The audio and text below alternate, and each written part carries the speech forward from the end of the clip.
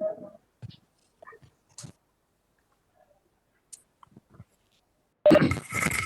morning, everyone. So we are on day 3 now. आज sampling के ऊपर बात करते हैं पूरे 3 घंटा। एक बार चेक कर लेते हैं सिलेबस में क्या है। ये आपका यूनिट नंबर 3 है और पिछले 2 दिनों में हमने ये वाला पार्ट कवर किया है, प्राइमरी डेटा वाला। कल हमारी बात हो रही थी इसके ऊपर, कंसिस्टेंसी, रिलायबिलिटी, वैलिडिटी। ये एक्चुअली ना कंसिस्टेंसी, रिलायबिलिटी ये दो अलग चीजें नहीं है। यहाँ पे लिखा है, भले ही कॉमा देके, कि कंसिस्टेंसी रिलायबिलिटी एक ही बात है, और वैलिडिटी ऑफ डेटा जो हमने कल देखा था। और सेकेंडरी डेटा, मेजर सोर्सेस, इसकी भी बात हमारी हो गई है क्वाइट कॉम्प्रिहेंसिवली।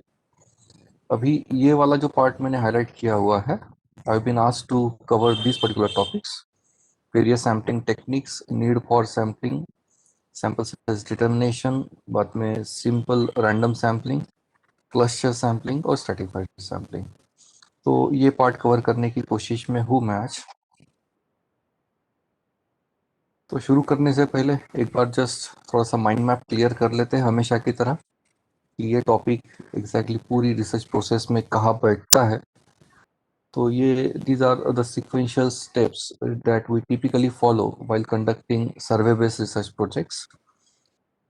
हमारी जर्नी शुरू होती है टॉपिक सिलेक्शन से, फिर टाइटल फिक्सेशन, फिर प्रॉब्लम स्टेटमेंट, उसके बाद ऑब्जेक्टिव्स, हाइपोथेसिस, वेरिएबल्स, आरक्यूज, उसके बाद फिर रिसर्च डिज़ाइन का प्लानिंग और सिलेक्शन, फिर क्वेश्चनरी डिज़ाइनिंग, उसके बाद रिलायबिलिटी वैलिडिटी टेस्टिंग, और उसके बाद फिर सैम्पलिंग। और ये जो पार्ट है, ये आपके डेस्क वर्क का आखिरी पार्ट होता है। और ये जो है, ये है हमारा फील्ड वर्क। डेटा कलेक्शन के लिए हम लोग सर्वे कंडक्ट करने के लिए फील्ड में जाते हैं, और अगेन ये हमारा है डेस्क वर्क का काम। तो आप देखेंगे कि रिसर्च करते वक्त मैक्सिमम लगभग 70% काम जो होता है वो डेस्क वर्क ही होता है। और मैं ये इसलिए बता रहा हूँ कि बहुत सारे रिसर्च स्कॉलर को मैंने सुना है कि सर टाइम ही नहीं मिलता, क्या करें। तो टाइम तो इसके लिए लगेगा ना, छुट्टी वुट्टी आपको यहाँ पे लगेगी ना। ये तो घर में बैठ के ही करना है, तो रात को सोने से पहले आधा घंटा 1 घंटा अगर डिसाइड हो जाता है तो रिसर्च आगे बढ़ता है। और एक मेरा अनुभव बता रहा हूँ कि जिनका रिसर्च टाइम पे हुआ है, जो भी स्टिपुलेटेड पीरियड ऑफ टाइम पहले के नोटिफिकेशन के हिसाब से 2 साल में आप सबमिट कर सकते थे, तो मेरी जानकारी में है कुछ लोग जिनका बराबर 2 साल में कंप्लीट हो गया। तो उनका कहना ये है कि लिंक लगना बहुत ज़रूरी है। लिंक लग गई तो फिर बराबर टाइम पे हो जाता है काम। तो वो लिंक लगना, इसका मतलब ये है कि आप रेगुलरली अगर काम कर रहे हो तो फिर लिंक लग जाती है। आपको अगर ये मालूम है कि आपको क्या क्या चीज़ें करनी है तो बराबर टाइम निकल जाता है। पर आप जैसे, मेरे अभी रिसेंटली मेरा ही एक फ्रेंड है जो पीएचडी कर रहा है नागपुर यूनिवर्सिटी से। उसने मुझे फ़ोन किया हाल ही में और बोले यार तेरे से मिलना है, पीएचडी का काम चालू करना है। तो आया वो मिलने मेरे पास ऑफिस में। और बात ये हुई कि वो बोल रहा था कि यार अभी लगभग 1 डेढ़ साल हो गया, ओपन भी नहीं करके देखा है। और जैसे तेरे को फ़ोन किया तो फिर मैंने सोचा कि वहाँ पे जाके डिस्कस क्या करना है तेरे से, तो एक बार देख लेते हैं ओपन करके। तो मैंने जब मेरा सिनॉप्सिस ओपन किया तो मैं ही इतना शॉक था कि मुझे समझ में नहीं आ रहा, अच्छा ये मेरा टॉपिक है। अच्छा मैंने सिनॉप्सिस में ये लिखा था। तो हालत कुछ ऐसी हो जाती है। और फिर आप 5 साल का 10 साल भी इस तरीके से अगर आप करते हो तो टाइम कम पड़ता है। तो लिंक लगना जरूरी है, और लिंक लगने के लिए जो डेस्क वर्क है, घर में बैठ के जो आप काम कर सकते हो, वो तो भी एटलीस्ट छोटे छोटे लॉट में अपने कर लेना चाहिए। मेरे रिसर्च पेपर राइटिंग के जो वर्कशॉप्स होते हैं उसमें मुझे एक क्वेश्चन आता है कि सर ये लोग जो स्कोपस में वगैरह पब्लिश करते हैं सक्सेसफुली, क्या राज है इनका, कैसे क्या हो जाता है, हमारा क्यों नहीं होता है। तो उसमें अच्छे खासा इसमें मैं डिस्कशन करता हूँ, पर उसमें एक चीज मैं जरूर बताता हूँ कि जो लोग स्कोपस में या फिर डब्ल्यू एस या फिर एबीडी डीसी दिस जो मैं बोल रहा हूँ कि जो बहुत अच्छी क्वालिटी के जर्नल्स हैं, यहाँ पे जो लोग रिसर्च पेपर्स पब्लिश करते हैं उनकी एक खूबी बता रहा हूँ मैं। ये लोग ना रोज टाइम देते हैं, रोज शाम को 1 घंटा 1.5 घंटा अपने पेपर के लिए टाइम अलॉट करते हैं, वो टाइम निकालते नहीं है। और एक आम रिसर्च स्कॉलर क्या करता है, वो टारगेट सेट करता है अपने आप के लिए कि यार अभी समर वैकेशन आएंगे तो 2 महीने में 2 चैप्टर कर लेते हैं, इंट्रोडक्शन और लिटरेचर रिव्यू। और वो समर वैकेशन आते हैं चले जाते हैं, पर ये 2 चैप्टर बनते नहीं है। उसके बाद टारगेट रिवाइज हो जाता है, चलो यार दिवाली वैकेशन में करते, 15 दिन की छुट्टी आ रही, कुछ तो भी तो कर लेते हैं। वो छुट्टियां आती है चली जाती हैं। ऐसी बात नहीं है कि हम लोग कामचोर है, बात ये हो जाती है वहां पे आपके पास टाइम है, सपोज 15 दिन का स्लॉट मिल गया, अभी आपको फुर्सत में है बिल्कुल आप, जब आप ओपन करते हो ना तब यही पता नहीं चलता है बहुत देर तक कि करना क्या है, पीएचडी का काम करना या नहीं करना क्या है। तो इसीलिए मुझे लगता है ये डायरेक्शन बहुत ज्यादा जरूरी है। आपके पास रिसोर्सेस है, टाइम रिसोर्स हो या फिर आपका बाकी के रिसोर्सेज जैसे टेक्नोलॉजी हो, सॉफ्टवेयर, सब कुछ अवेलेबल है, स्टडी मटेरियल तो आपके पास इतना सारा रिपोजिटरीज है और ये सब। पर बात वही हो जाती है कि direction is all the more important, कि दिशा अगर मालूम रही तो काम बराबर हो जाता है। तो चलो मैं माइंड मैप क्लियर कर रहा था आपका, अभी सैम्पलिंग के डिस्कशन में जाते हैं। और वहाँ पे जाने से पहले थोड़ा सा वर्कआउट कर लेते हैं कि ये जो सैम्पलिंग के प्रिंसिपल्स है या फिर हम लोग जो अभी टेक्निक्स पढ़ रहे हैं, ये ये टॉपिक किन के लिए ज़्यादा रिलीवेंट है। ये टॉपिक 2 स्ट्रीम के लिए रिलीवेंट है। एक होते हैं आपके सर्वे बेस्ड रिसर्च प्रोजेक्ट्स और दूसरे होते हैं आपके एक्सपेरिमेंट बेस्ड।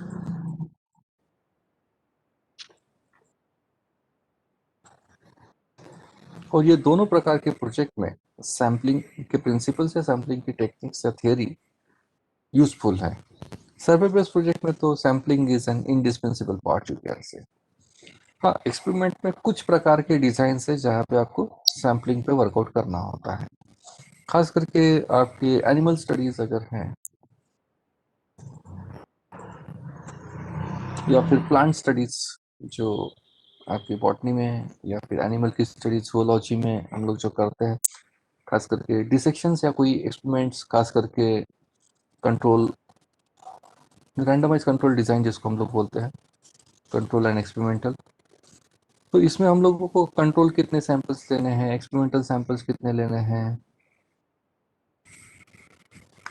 ये हम लोगों को डिसाइड करना होता है। So over here we need to work on the principles of sampling.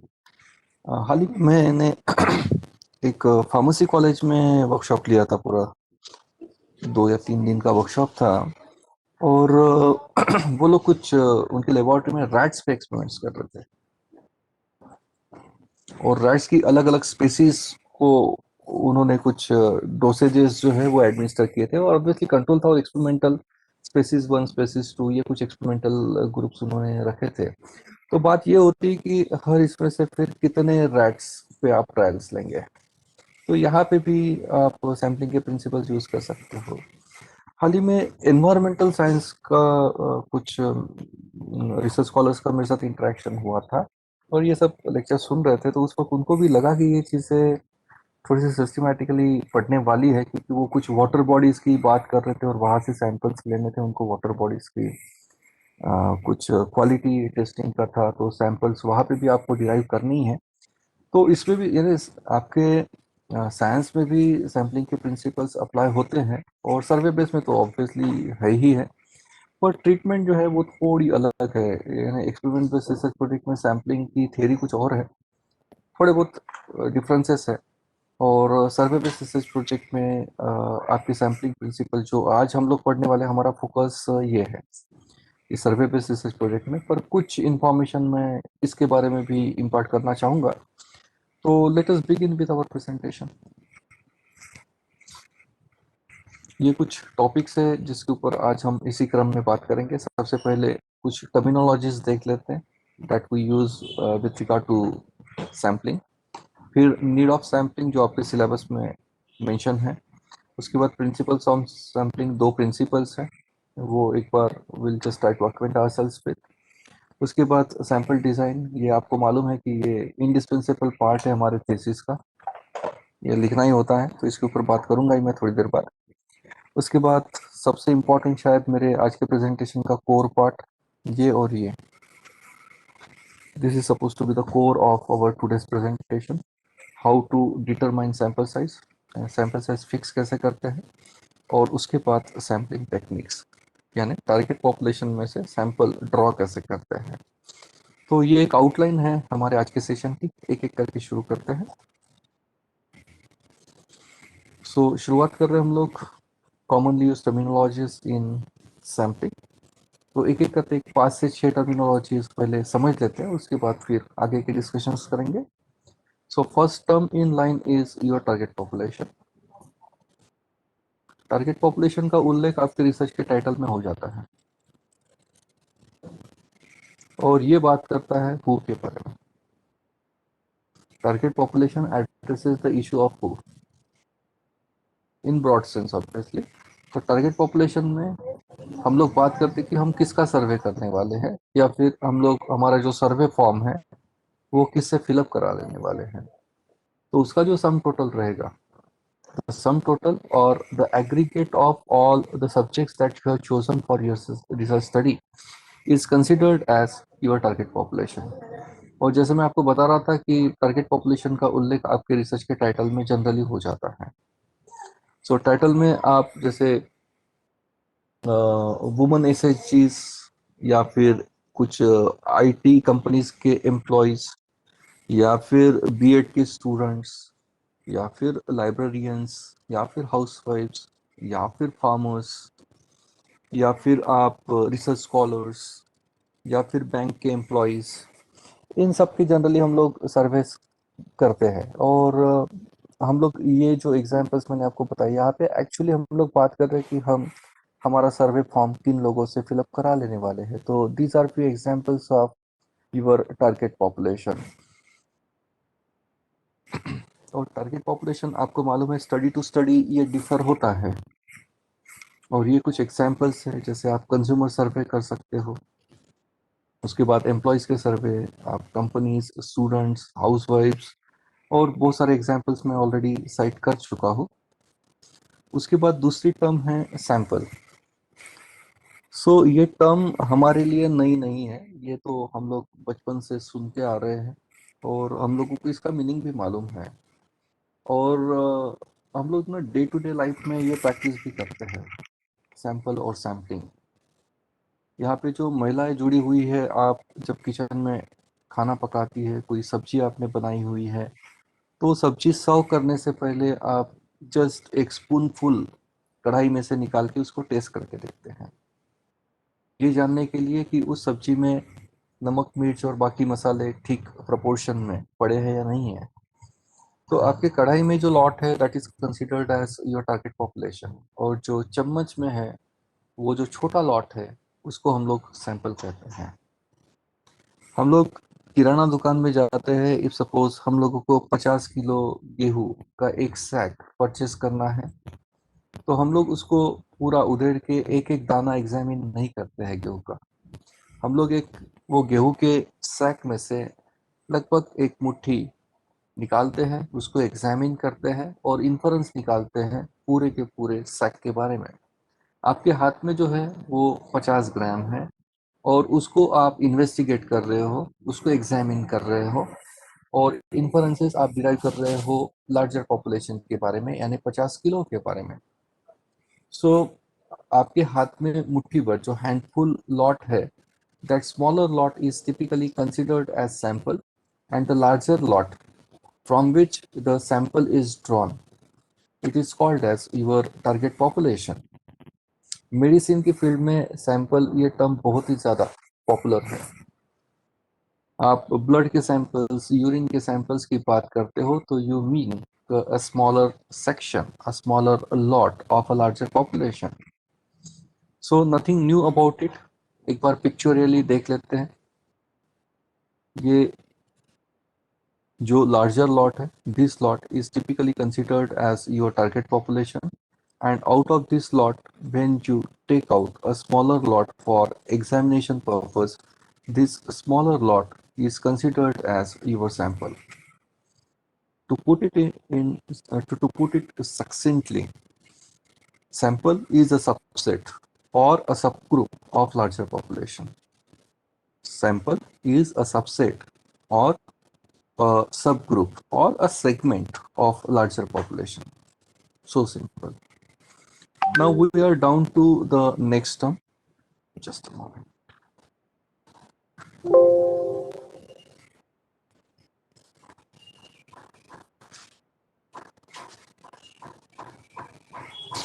So next term in line is sampling.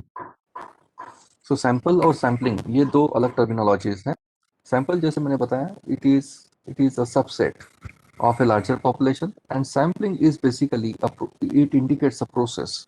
क्योंकि sample के बाद ing लग चुका है और ing जो है वो ongoing activity के लिए हम लोग यूज करते हैं. Continuous tense हम लोग जिसको कहते हैं. So sampling indicates a process. It indicates a systematic procedure. Procedure of what? Procedure of selecting samples from your available defined target population. This is your available defined target population.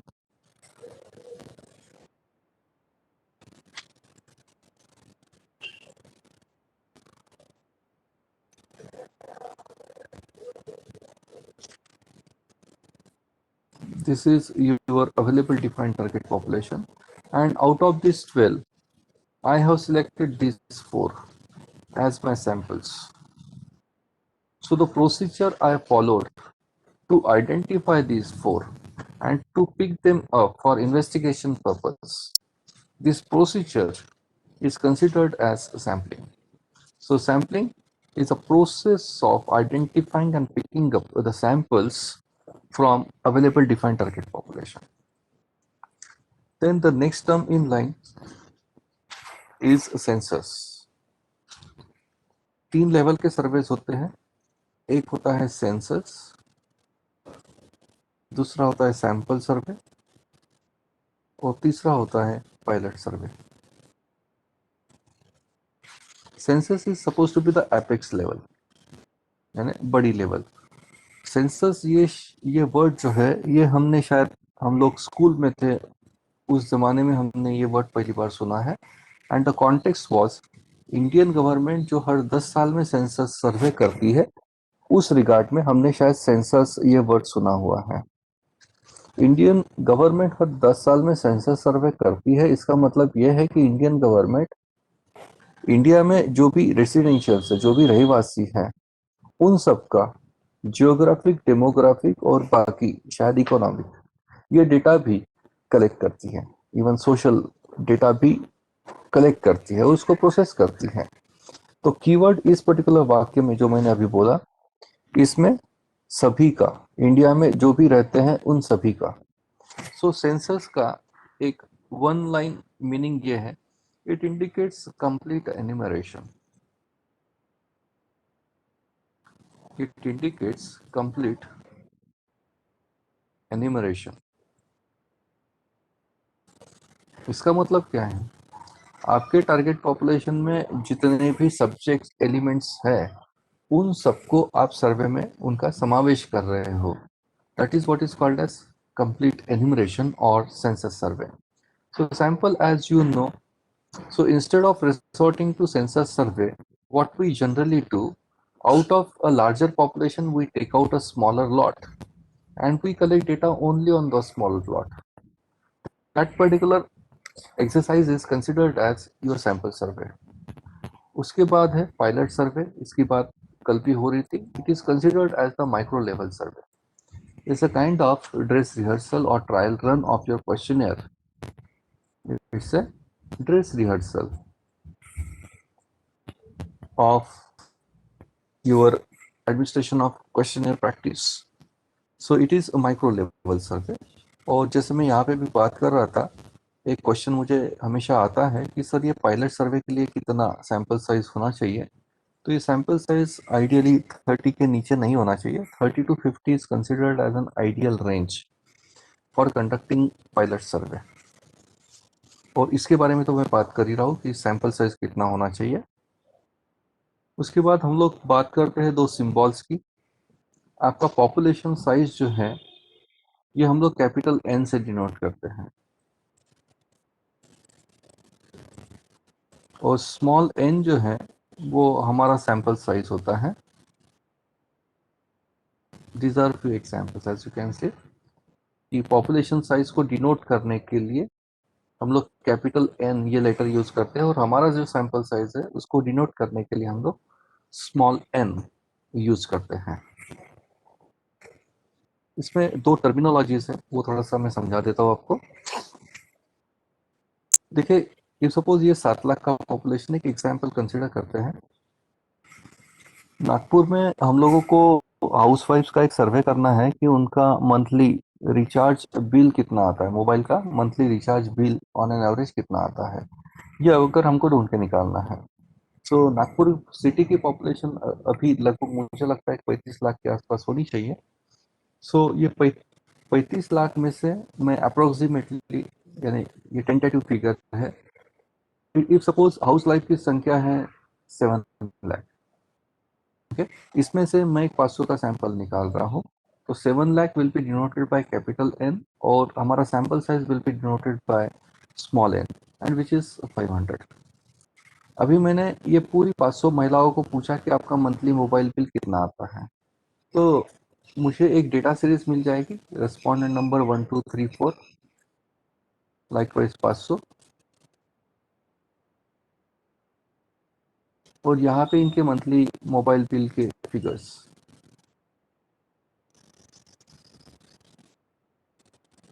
इस प्रकार से मुझे कुछ फिगर्स मिल जाएंगे, okay.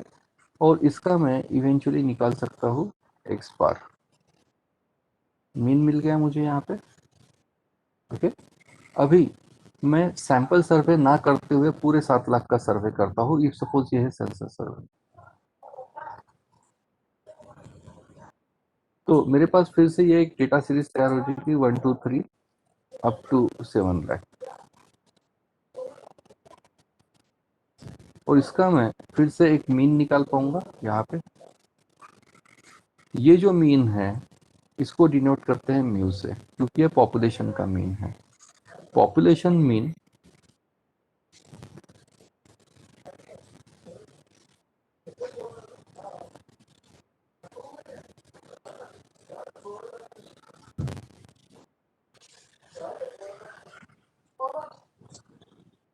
population mean is denoted by mu and sample mean is denoted by x bar।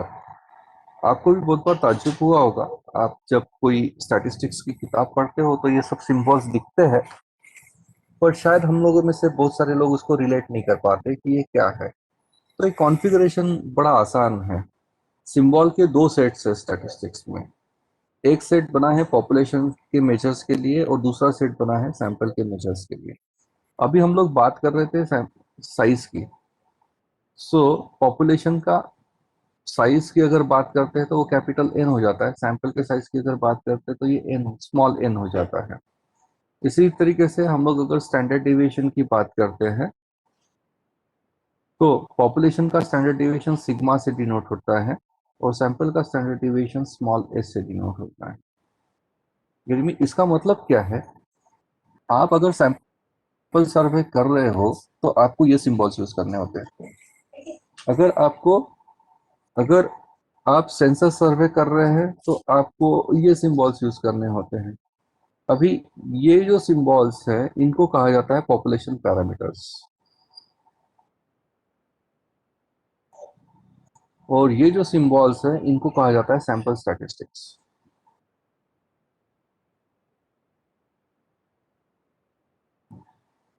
Sample statistics में क्या आएगा, sample का डेटा प्रोसेस करने के बाद जो mean, mode, median, standard deviation, variance, ये फिगर्स जो आ रहे हैं इनको जनरली हम लोग सैंपल स्टैटिस्टिक्स कहते हैं। और सेंसर सर्वे करने के बाद हम लोग जो एनालिसिस करके mean, mode, median, standard deviation, variance निकालेंगे उनको हम लोग जनरली पॉपुलेशन पैरामीटर्स कहते हैं। अभी आपने यहाँ पे एक इंटरेस्टिंग चीज ये है कि आपने शायद हाइपोथेसिस टेस्टिंग की मेथड्स के बारे में सुना होगा कि हाइपोथेसिस टेस्टिंग के मेथड्स के अलग अलग बास्केट्स है। उसमें से एक बास्केट होती है पैरामीट्रिक और नॉन पैरामीट्रिक।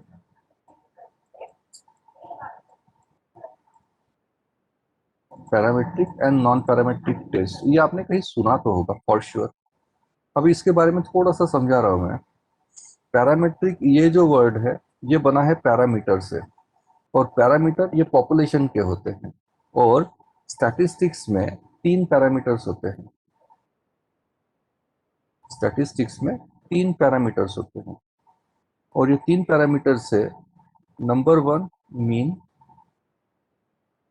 दूसरा है प्रपोर्शन, और तीसरा है स्टैंडर्ड डिविएशन। और प्रोपोर्शन हमारी भाषा में हम लोग इसको परसेंटेज कहते हैं। When percentages are converted in decimal fractions, they are called as your proportion. तो स्टैटिस्टिक्स में ये तीन पैरामीटर्स माने जाते हैं: mean, standard deviation, standard deviation mean का, और स्टैंडर्ड डिविएशन प्रोपोर्शन का। तो वैसे दो ही कंसिडर करेंगे, क्योंकि मीन मिल गया तो स्टैंडर्ड डिविएशन मिल जाएगा, प्रोपोर्शन अगर मिला आपको तो प्रोपोर्शन का स्टैंडर्ड डिविएशन मिल जाएगा। तो जब आप ये तीन पैरामीटर्स हाइपोथेसिस टेस्टिंग करते वक्त यूज करते हो, तो उन पर्टिकुलर टेस्ट को पैरामीट्रिक टेस्ट कहा जाता है। आप ये पैरामीटर्स का उपयोग हाइपोथेसिस टेस्टिंग करते वक्त नहीं कर रहे हो और फिर भी हाइपोथेसिस टेस्टिंग कर रहे हो, तो उसको नॉन पैरामीट्रिक कहेंगे। मैं फिर से रिपीट कर रहा हूँ। जब आप हाइपोथेसिस टेस्टिंग करते वक्त मीन, परसेंटेज और एसडी इसका उपयोग कर रहे हो, तो उस टेस्ट को पैरामीट्रिक टेस्ट कहते हैं। और जब आप हाइपोथेसिस टेस्टिंग कर रहे हो पर इन पैरामीटर्स का उपयोग नहीं कर रहे हो, तो उन टेस्ट को हम लोग नॉन पैरामेट्रिक टेस्ट करते हैं। कुछ जो एग्जांपल्स है पैरामेट्रिक के, टी टेस्ट ये दोनों की आती है। टी टेस्ट फॉर मीन भी होता है, टी टेस्ट फॉर प्रोपोर्शन भी होता है, Z test for mean, Z test for proportion, ये भी आपको मालूम होगा।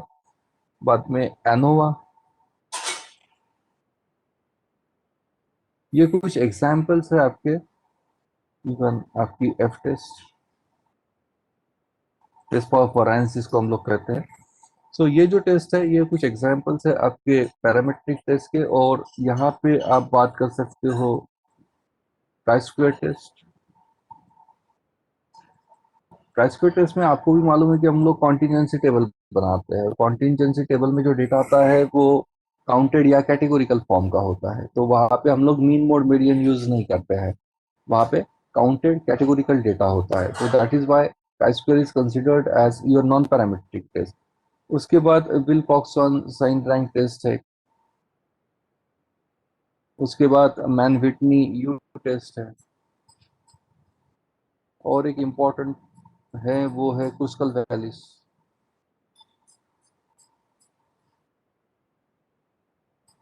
और बिलीव मी, ये सब टेस्ट जो है एमएस एक्सेल में भी हो जाती है।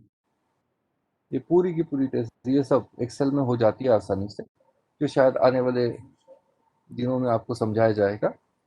सो पार्ट अपार्ट, ये कॉन्फ़िगरेशन है आपका पैरामेट्रिक और नॉन पैरामेट्रिक का, और इसके रूट्स जो है वो यहाँ पे लाए होते हैं।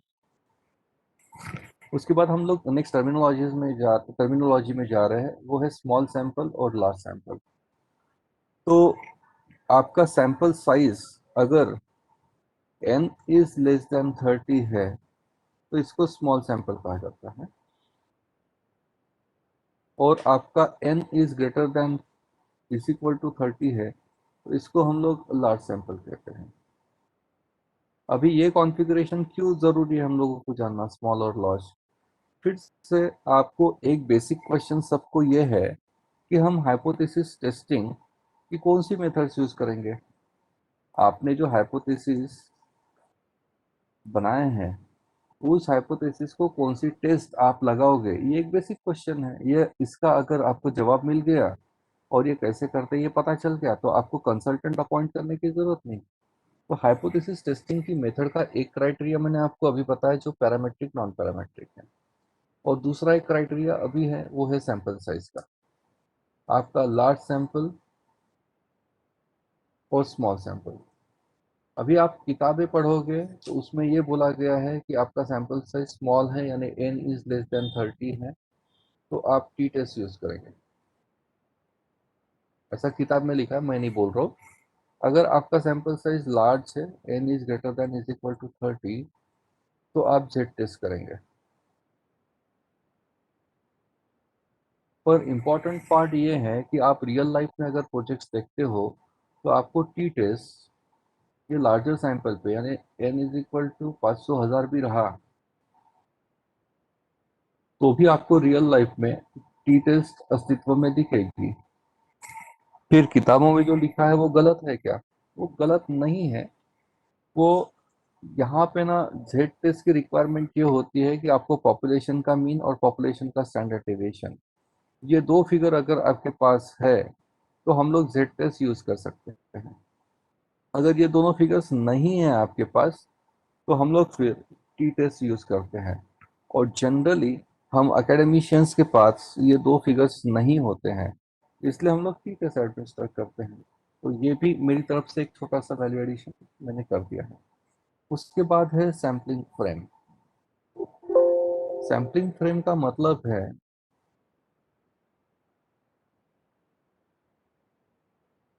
सैम्पलिंग फ्रेम की बात कर रहे हैं, उसके लिए एक रेफरेंस हमको ये लगेगा, आपका टारगेट पॉपुलेशन। टारगेट पॉपुलेशन दो सेंस में इंटरप्रेट होता है, फाइनाइट और इनफाइनाइट। आपका टारगेट पॉपुलेशन फाइनाइट है, इसका मतलब ये है कि आपके टारगेट पॉपुलेशन में कौन है, कितने हैं, और कहाँ है। इन सवालों के जवाब आपके पास है तो आपका टारगेट पॉपुलेशन फाइनाइट है।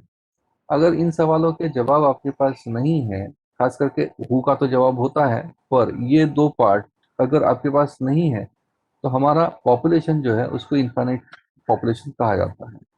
जब आपका पॉपुलेशन फाइनाइट होता है तो हम लोगों को ये जो टर्म है सैम्पलिंग फ्रेम, ये जानना जरूरी हो जाता है। तो sampling frame is nothing but a list. Sampling frame is a list of of the of the elements in your target population. आपके टारगेट पॉपुलेशन में जितने भी ये लोग जो है ना, ये और ये डिटेल्स, इसकी ये तीनों की डिटेल की लिस्ट को हम लोग सैम्पलिंग फ्रेम कहते हैं, कि आपके टारगेट पॉपुलेशन में कौन है, कितने हैं और कहाँ है। इसकी अगर लिस्ट आपके पास है तो उस लिस्ट को हम लोग सैम्पलिंग फ्रेम कहते हैं। और सैम्पलिंग फ्रेम ये टारगेट पॉपुलेशन में जो एलिमेंट्स है उनकी बनी जा सकती है।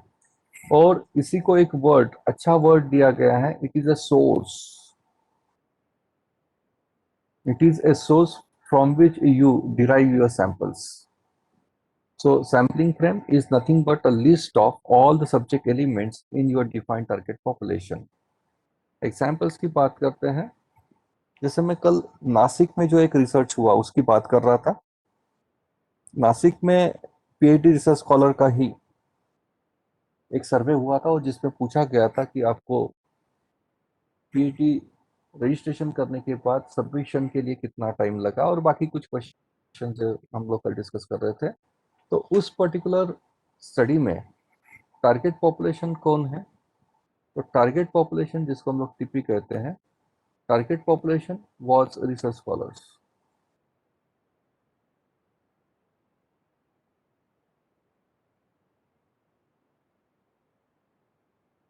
और जो भी यूनिवर्सिटी है नासिक की, उसका नाम research scholars of Nashik university suppose. Okay. अभी इस पर्टिकुलर केस में हमारे पास तीन सवालों के जवाब है क्या?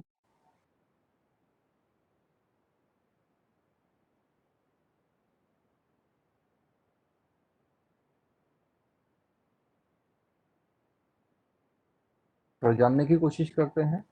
हु डिफाइंड है कि ऐसे रिसर्च स्कॉलर जिन्होंने पिछले 5 साल में पीएचडी सबमिट की है, ओके, या फिर अवार्ड जिनको हुई है। तो ये हमको लिस्ट यूनिवर्सिटी से मिल सकती है, बिल्कुल मिल सकती है। हाउ मेनी, इसके बारे में जानकारी निकाल सकते हैं। हाँ, लिस्ट मिल गई तो वो भी पता चल जाएगा कि साल वाइज हर साल कितने लोगों ने पीआईटी सबमिट किया है और वो कहाँ है, सो दैट हम उनको अप्रोच करके उनका सर्वे कर सके। तो हाँ, उनका जो रजिस्ट्रेशन का फॉर्म होता है उस पर उनके एड्रेसेस भी होते हैं। आप भी अपना पीडीएफ फाइल चेक करिए जिसमें आपको सिनॉप्सिस का वाइवा क्रैक करने के बाद जो नोटिफिकेशन आया था ना, उसमें एड्रेस भी होता है, कॉलेज का भी, आपका रेसिडेंशियल एड्रेस भी। तो ये तीनों डिटेल्स आपके पास है। तो ये तीनों डिटेल जो लिस्ट में आएंगे, वो पर्टिकुलर लिस्ट को हम लोग सैम्पलिंग फ्रेम कहते हैं। अभी क्या सैम्पलिंग फ्रेम हर किसी रिसर्च स्टडी में बनाना और यूज करना जरूरी है क्या? एक कॉन्टेक्स्ट तो ये है कि आपकी सैम्पलिंग फ्रेम जो है, ये कभी कभी रेडिली प्रिंटेड फॉर्म में, पब्लिश फॉर्म में अवेलेबल होती है। ये रेडिली अवेलेबल होती है।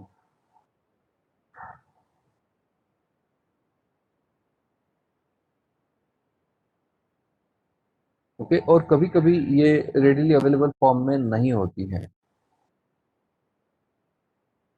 तो इस वक्त आप ये बना सकते हो कि अपने लेवल पे ये चेक करना चाहिए। अभी बात करते हैं कि सैम्पलिंग फ्रेम क्या इतनी इंपॉर्टेंट चीज है कि जिसके सिवा रिसर्च नहीं हो सकता है।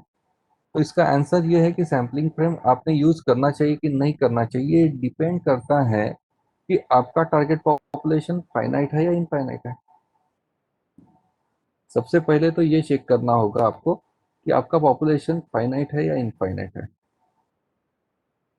अगर आपका पॉपुलेशन फाइनाइट है तो सैम्पलिंग फ्रेम बना सकते हैं, नो डाउट अबाउट दैट। वो अवेलेबल हो या नहीं हो, एक बार चेक कर लेंगे अवेलेबल है क्या, रेडीली अवेलेबल पब्लिश फॉर्म में।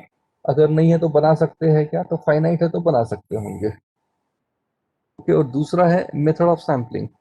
आप अगर रैंडम सैम्पलिंग यूज कर रहे हो तो आपको सैम्पलिंग फ्रेम जरूरी है। अगर आप नॉन रैंडम यूज कर रहे हो तो आपको सैम्पलिंग फ्रेम की जरूरत नहीं होती है। ये रैंडम और नॉन रैंडम क्या है, मैं थोड़ी देर बाद डिस्कस कर ही रहा हूँ। तो ये कुछ इंफॉर्मेशन आपके पास होनी चाहिए ये डिसीजन लेने के लिए कि आपने सैम्पलिंग फ्रेम यूज करनी है कि नहीं करनी है। ये कुछ और एग्जांपल्स हैं आपके सैम्पलिंग फ्रेम के। नागपुर में इफ सपोज कोई लोकल लेवल के इलेक्शन है, सपोज म्यूनिसिपालिटी के, और उसको लेके कौन सी पार्टी जीत के आ सकती है, इसको लेके हम लोगों को एक ओपिनियन सर्वे करना है। तो इस पर्टिकुलर सर्वे के लिए लिस्ट ऑफ वोटर्स जो वार्ड वाइज और zone wise already printed form में अवेलेबल होते हैं, और ये लिस्ट जो है हर इलेक्शन के वक्त अपडेट भी होती है। तो जो लेटेस्ट लिस्ट रहेगी पब्लिश फॉर्म में वोटर्स की, that will be considered as our sampling frame for this particular research study. उसके बाद टेलीफोन डायरेक्टरी में आपको मालूम है कि कोई कंज्यूमर सर्वे है तो उसमें कंज्यूमर के नाम, एड्रेस, फोन नंबर, ये पूरी इंफॉर्मेशन होती है। बाद में यूनिवर्सिटी में एनरोल्ड जो स्टूडेंट्स हैं उनकी एक रेडीली अवेलेबल लिस्ट, अगर आप स्टूडेंट्स का सर्वे कर रहे हो। उसके बाद आप किसी स्कूल में जाके कुछ एक्सपेरिमेंट कंडक्ट करना चाहते हो या कोई टेस्ट एडमिनिस्टर करना चाहते हो, तो उस पर्टिकुलर स्कूल के उस पर्टिकुलर क्लास का आपका रोल कॉल, जिसको हम लोग अटेंडेंस लिस्ट कहते हैं, that will be considered as your sampling frame. आपको एम्प्लॉयज का सर्वे करना है तो हर कोई कंपनी अपने एम्प्लॉयज का एक पेरोल मेंटेन करती है, तो वो पेरोल जो है वो even can be considered as ever sampling frame. बात करते हैं नेक्स्ट टर्मिनोलॉजी की, which is called as your representative sample. आपका सैंपल रिप्रेजेंटेटिव होना जरूरी होता है। सैंपल रिप्रेजेंटेटिव करना यानी क्या? Sample representative sample encompasses all the important characteristics of your defined target population। आपके टारगेट पॉपुलेशन में जो भी विविधता है, आपके टारगेट पॉपुलेशन की जो भी कैरेक्टरिस्टिक्स है,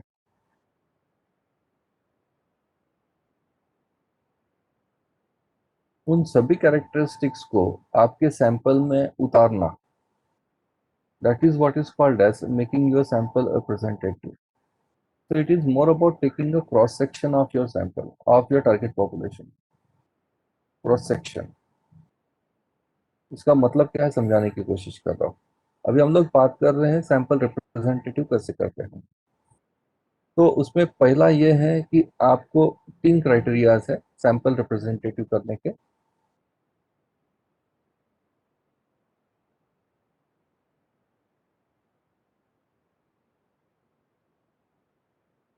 पहला है, आपको आपके डिफाइंड टारगेट पॉपुलेशन में से ही सैंपल का सिलेक्शन करना है।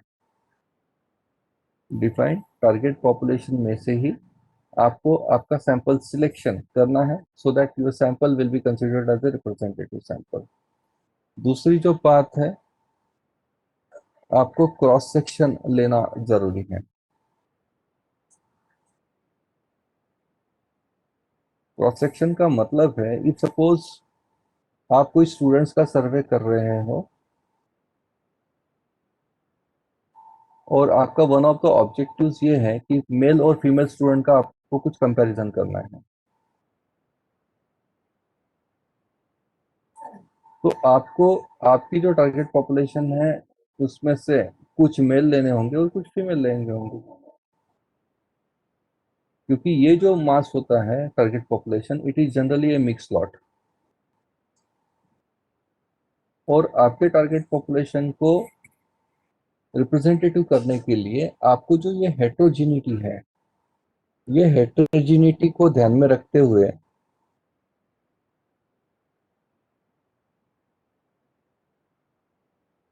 स्पेलिंग मुझे मालूम नहीं, थोड़ा सा यहाँ पे कंफ्यूजन है, पर पार्ट अपार्ट, आपके टारगेट पॉपुलेशन में जो भी हेट्रोजेनिटी है वो हम लोग हमारे सैंपल में उनका समावेश करने की कोशिश करते हैं, so as to make our sample representative. जैसे एक सिंपल एग्जांपल बता रहा हूँ मैं आपको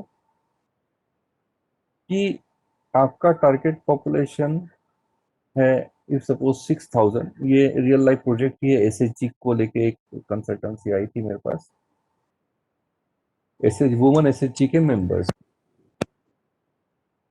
की संख्या है, एसएचजी के वुमन मेंबर्स का वो है 6000। और डिफाइंड टारगेट पॉपुलेशन जो है ये था woman SHG members from Nagpur, Chandrapur and Gondia. इन तीनों को मिलकर टारगेट पॉपुलेशन की संख्या थी capital N is equal to 6000। अभी आपको इसमें से इफ सपोज 1000 का सैंपल लेना है,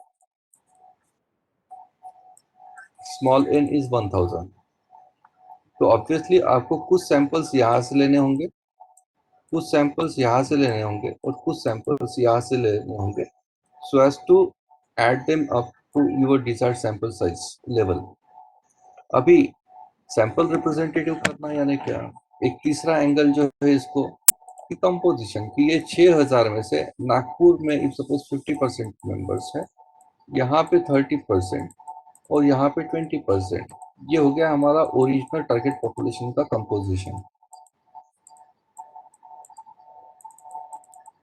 अभी इस कंपोजिशन को आप अगर आपके सैंपल में उतारते हो कि यहाँ पे 1000 का 50% यानी 500, यहाँ पे 300 और यहाँ पे 200, तो आप आपका टारगेट पॉपुलेशन जो है वो एक्चुअली रिप्रेजेंटेटिव करने की कोशिश कर रहे हो कि टारगेट पॉपुलेशन का कंपोजिशन ध्यान में रखते हुए आपने आपके सैंपल का कंपोजिशन तैयार किया है, तो आपका सैंपल रिप्रेजेंटेटिव हो जाता है।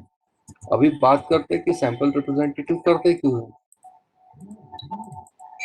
इसका सिंपल सा जवाब ये है कि आपका सैंपल रिप्रेजेंटेटिव नहीं है तो रिजल्ट्स प्रिसाइज नहीं मिलते हैं। अगर आपका सैंपल रिप्रेजेंटेटिव है तो आपको सैंपल्स जो है वो रिप्रेजेंटेटिव मिल जाते हैं। Now what does this mean. अभी थोड़ी देर पहले मैं एक एग्जांपल डिस्कस कर रहा था कि नागपुर की हाउस वाइफ का मंथली मोबाइल बिल हमको निकालना है, उसका एवरेज। तो हमारी कैपिटल एन हाउस वाइफ की संख्या नागपुर सिटी में सपोज 7 लाख है, और हम लोगों को सैंपल साइज सपोज मैंने सेट किया 300। मैंने क्या किया, जो मेरा टारगेट पॉपुलेशन है 7 लाख का, उसमें से मैंने 300 का एक सैंपल लिया, इनसे डेटा कलेक्ट किया कि आपका मंथली मोबाइल बिल कितना आता है, और इसका निकाला मैंने एक्स बार। तो ये आता है इफ सपोज हाइपोथेटिकली 250 रुपये। ओके, अभी मैं इसमें से एक फिर से दूसरा सैंपल निकाल रहा हूँ, इसको मैं N1 X1 बार दे रहा हूँ। ये कंप्लीट हो गया स्टडी। अभी सेम स्टडी हम लोग रिपीट कर रहे हैं। इफ सपोज मैंने N2 लिया 300 का, 7 लाख में से इन 300 को छोड़ दिया मैंने, और बचा हुआ जो लॉट है इसमें, इसको कहते हैं हम लोग सैम्पलिंग विदाउट रिप्लेसमेंट। तो हमने N2 का एक सैंपल लिया और इस बार हमने X पार्ट 2 कैलकुलेट किया, और फिर मैंने ये तीसरी बार रिपीट किया सेम सैंपल के साइज के साथ, सेम टारगेट पॉपुलेशन पे। तो इस बार मेरा X3 आ जाएगा, X पार्ट 3 आ जाएगा, यानी तीसरा मीन आ जाएगा यहाँ पे। अभी सवाल ये है कि क्या आपका X पार्ट 2 या फिर X पार्ट 3 क्या इसके बराबर आएगा? क्या ये यहाँ पे भी 250 आएगा? ये क्वेश्चन। तो ये जनरली नहीं आता है, सेम फिगर तो रिपीट नहीं होगा जब आप आपकी स्टडी रिपीट करते हो। अभी बात ये होती है कि अगर ये सेम नहीं आ रहा है तो फिर क्या होगा। तो इसमें एक पॉसिबिलिटी ये करके समझ के चल रहे हैं कि सपोज X पार 2 110 आ रहा है और ये 190 आ रहा है और ये 250 है। तीनों फिगर्स जो हैं ये कुछ इंडिकेट नहीं कर रहे हैं कि ये एग्जैक्टली क्या पिक्चर है। Getting me? और ये होता है आपका सैंपल रिप्रेजेंटेटिव नहीं है तब। आपका सैंपल रिप्रेजेंटेटिव नहीं है तब ये प्रॉब्लम होती है। You won't get a reliable mean. अगर यही आपका सैंपल साइज, सॉरी, आपका सैंपल रिप्रेजेंटेटिव आपने किया हुआ है, तो ये अगर 250 है तो शायद ये 242 आ जाएगा या फिर ये 253 आ जाएगा सपोज। यानी ये मार्जिन जो है एरर की, ये रिड्यूस हो रही है। 250 और 110 में मार्जिन देखिए कितनी बड़ी है, और 250 और 190 में मार्जिन देखिए कितनी है। पर अगर आपका सैंपल रिप्रेजेंटेटिव है तो आपको आपका स्टडी रिपीट भी किया तो भी बहुत, और इसीलिए सैंपल रिप्रेजेंटेटिव करना जरूरी होता है। और वाइवा में ये क्वेश्चन पूछा जाता है कि आपने सैंपल रिप्रेजेंटेटिव कैसे किया, समझाइए।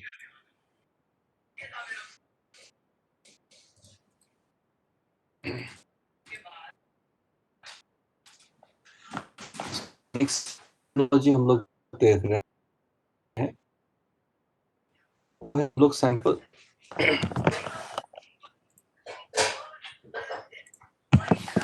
सैम्पलिंग करते क्यों है वो डिस्कशन चल रहा है। ये आपका टारगेट पॉपुलेशन है और ये जनरली लार्ज होता है, लार्ज इन नंबर। ओके, ये लार्ज का मतलब है कि ये थाउजेंड्स में या फिर लाख में या फिर करोड़ में हो सकता है, इतना बड़ा होता है। और आपका सैंपल साइज जो है ये जनरली कंपैरेटिवली स्मॉल होता है। कंपैरेटिवली बोल रहा हूँ मैं, small doesn't mean less than 30, ये इसके कंपैरिजन में स्मॉल होता है। हम लोग जनरली क्या करते हैं, ये लार्जर पॉपुलेशन में से एक छोटा लॉट डिराइव करते हैं एग्जामिनेशन पर्पस के लिए, और हम लोग क्वेश्चन जो है वो सिर्फ इनको देते हैं। ये छोटा लॉट हमारा क्वेश्चन फिलअप करता है, जिसको हम लोग कहते हैं रेस्पॉन्स।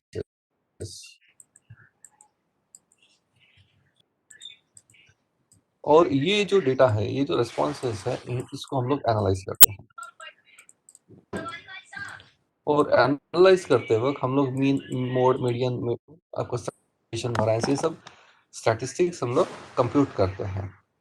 और हम लोग फिर फाइंडिंग जब लिखते हैं तो हम लोग क्या बोलते हैं, सपोज आपका ये सैंपल साइज है 300 का और ये है 7 लाख का। अभी जो एग्जाम्पल डिस्कस कर रहे थे वही कंटिन्यू करते हैं।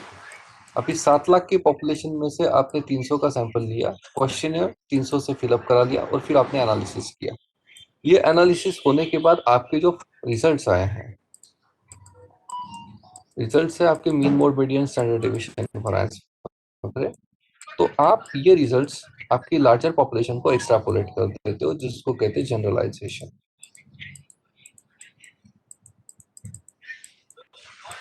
जनरलाइजेशन या एक्सट्रापोलेशन। तो हम लोग कभी भी रिजल्ट में ये नहीं लिखते कि 300 लोगों का मीन इतना है, हम लोग बोलते हैं कि ये जो टारगेट पॉपुलेशन अंडर कंसिडरेशन है उनका मीन इतना है। This process is considered as generalisation. और जनरलाइजेशन करते वक्त हम लोग स्टैटिस्टिकल इन्फरेंस निकालने की कोशिश करते हैं। स्टैटिस्टिकल इन्फरेंस यानी क्या, थोड़ा सा समझा देता हूँ। स्टैटिस्टिकल एनालिसिस जो है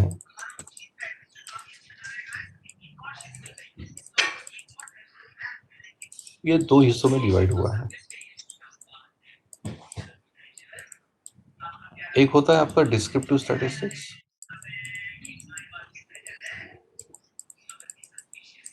और दूसरा होता है इन्फरेंशियल।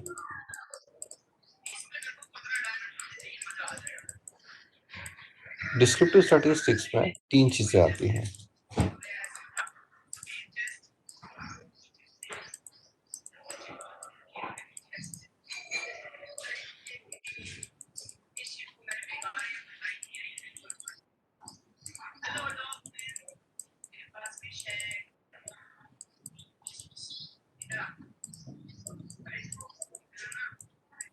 तीन चीजें आती है, मैं समझा देता हूँ आपको। डिस्क्रिप्टिव का मतलब है नरेशन करना। नरेशन किसका, तो आपके वेरिएबल जो है उसकी कैरेक्टरिस्टिक्स को हम लोग नरेट करते हैं। That is what is called as descriptive analysis. Descriptive analysis में जब हम लोग डेटा का टैबुलेशन करते हैं, डेटा को टैबुलर फॉर्म में प्रेजेंट करते हैं, that is considered as descriptive statistics. Data visualisation का मतलब है the graphical and pictorial presentation of your data. आप डायग्राम बनाते हो या फिर चार्ट्स बनाते हो, ग्राफ्स बनाते हो या फिर इन्फोग्राम्स, मैप के थ्रू जब आप कोई मैपिंग करना चाहते हो तो उस पर्टिकुलर एनालिसिस को हम लोग डिस्क्रिप्टिव एनालिसिस करते हैं। और तीसरी चीज है समरी स्टैटिस्टिक्स। समरी स्टैटिस्टिक्स ये न्यूमेरिकल सेंस में होता है, ये न्यूमेरिकल सेंस में होता है। और समरी स्टैटिस्टिक्स निकालते वक्त हम लोग mean, mode, median, standard deviation, वरान, इसमें 13 मेजर्स आते हैं समरी स्टैटिस्टिक्स में, जिसमें mean, mode, median, standard deviation, variance, average deviation, quartiles, Q1, Q2, Q3, बाद में मिनिमम, मैक्सिमम आपका figure in your data series, उसके साथ साथ आपका sum total of the data series और आपका सैंपल साइज। ऐसे 13 मेजर्स का हम लोग रिपोर्टिंग करते हैं। Along with that standard error 12 हुए थे शायद वो, स्टैंडर्ड एरर, इन सब का हम लोग रिपोर्टिंग करते हैं और ये कंपलसरी होता है। Summary statistics it is compulsory to report. और ये एमएस एक्सेल में तो सिंगल क्लिक में निकल जाते हैं ये पूरे 13। ये आपको शायद कल से पढ़ाया जाएगा। ये एक क्लिक में एमएस एक्सेल में आ जाता है और बाकी सॉफ्टवेयर जैसे एसपीएसएस में भी ये सिंगल क्लिक पे आ जाता है। So part apart. दूसरा जो है आपका स्टैटिस्टिकल एनालिसिस का प्रकार, जिसको हम लोग कहते हैं इन्फरेंशियल एनालिसिस, और इसमें दो चीजें आती हैं। एक है टेस्ट ऑफ सिग्निफिकेंस और दूसरा है आपका estimation of CI.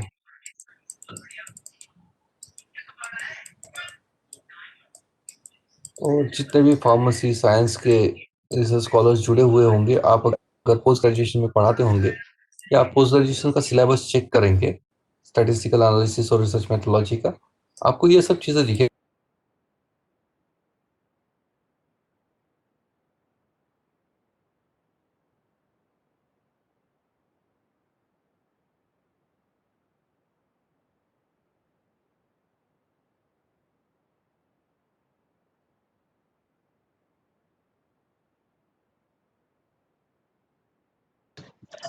Hello, no sound. Hello sir, आवाज नहीं आ रही है। No sound sir. Hello Preeti ma'am, Ashish sir. Workshops लिए है फार्मेसी, मैं पूजा करूंगा मटर।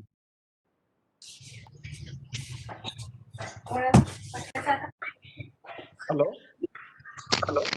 हेलो सर, आवाज आ रही है क्या मेरी?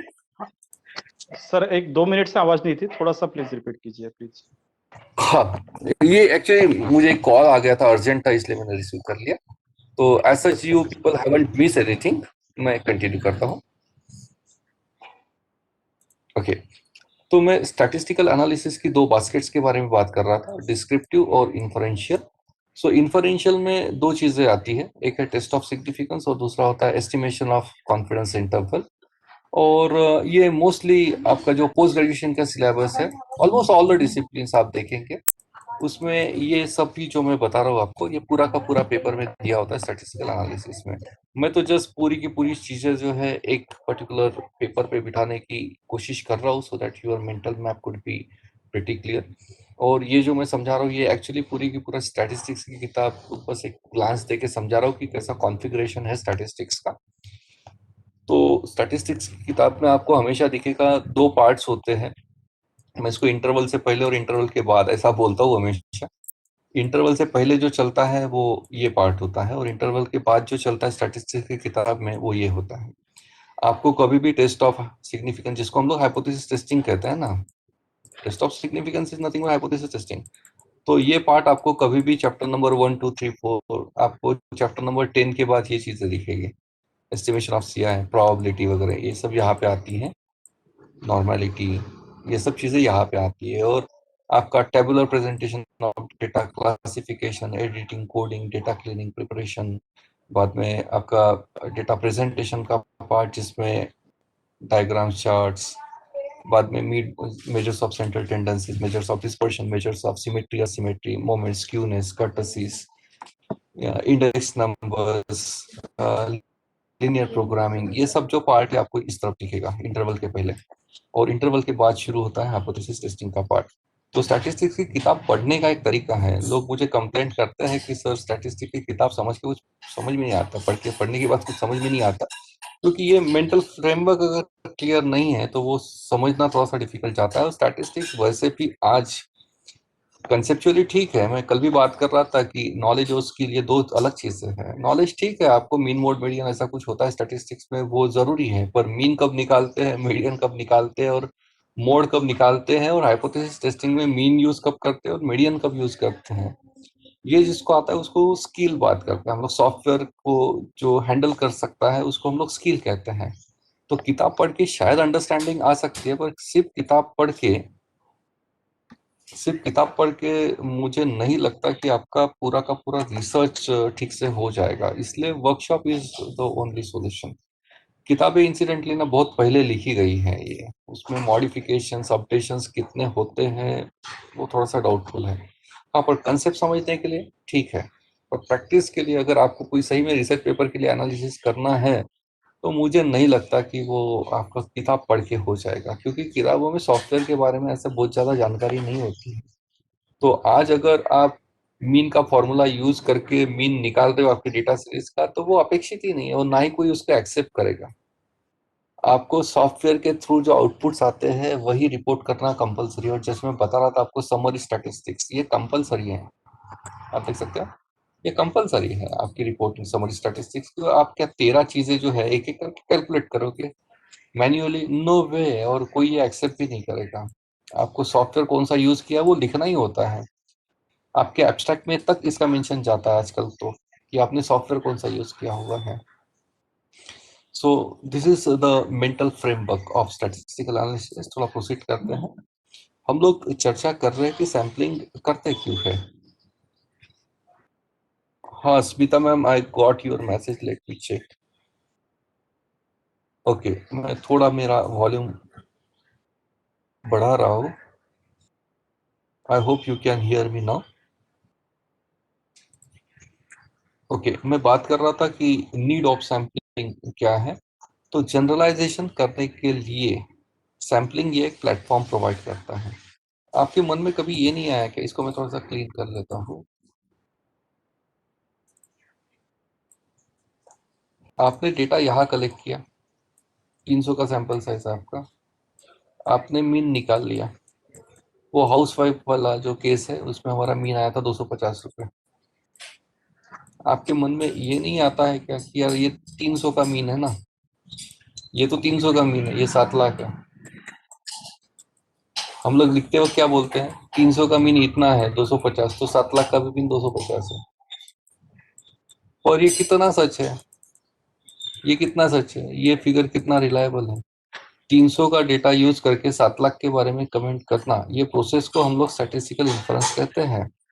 पर what about it's accuracy, what about it's accuracy, ये जो है इसको हम लोग कहते हैं पॉइंट एस्टिमेट। यह पॉइंट एस्टिमेट है, ये रियलिटी नहीं है, दिस इज एस्टिमेट। आप अभी बात करते हो कि सैंपल का मीन इतना है, तो 7 लाख का कितना, ये जानने के लिए हम लोग निकालते हैं CI, कॉन्फिडेंस इंटरवल, और ये पार्ट जाता है स्टैटिस्टिकल इन्फ्रेंस में और टेस्ट ऑफ सिग्निफिकेंस। ये दो चीजें हैं। और सही में ये लोग कितने लोग ये इसके बारे में जानते हैं और करते हैं, ये भी एक थोड़ा सा मुद्दा है चर्चा का, कि कितने लोग इन्फ्रेंस, हम लोगों को इन्फ्रेंस रिपोर्ट करना होता है ना, हम लोग तो सीधा सीधा ये फिगर का रिपोर्टिंग कर रहे हैं, ये जो आ रहे हैं। आपको स्टैटिस्टिकल इन्फ्रेंस रिपोर्ट करना है, सिर्फ ये तो नहीं है। तो ये तो डिस्क्रिप्टिव स्टैट हो गया सिर्फ, ये तो डिस्क्रिप्टिव स्टैट है ना, जिसको समरी स्टैट भी कहते हैं। ओके, हम लोगों को चाहिए ये वाले फिगर 7 लाख की, ये क्या फिगर है, इसको CI कहते हैं। तो स्टैटिस्टिकल सॉफ्टवेयर जो है उसमें प्रोसीजर्स होती है इसको कैलकुलेट करने की और एस्टिमेट करने की। SPSS में है सुविधा, SPSS में है। और सबसे इम्पोर्टेंट बात तो आपका MS एक्सेल में भी ये सुविधा है। एक आध मिनट होगा तो मैं करके दिखा देता हूँ, 1 मिनट में बता ही देता हूँ ना, आधा अधूरा क्यों बताना। It may take just couple of minutes, just a moment में थोड़ा सा एक साथ फाइल ओपन करता हूँ जहाँ पे डेटा होगा।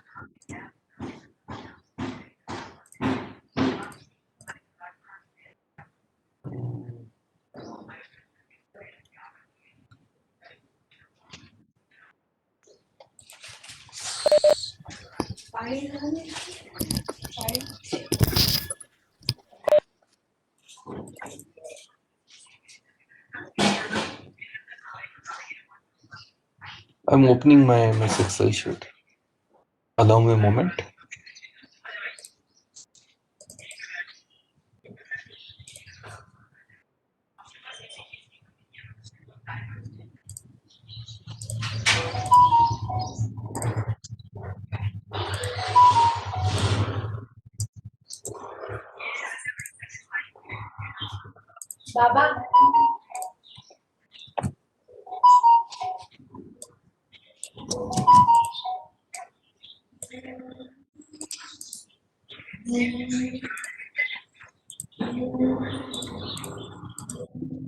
Okay, it is here. Let me share my screen with you all.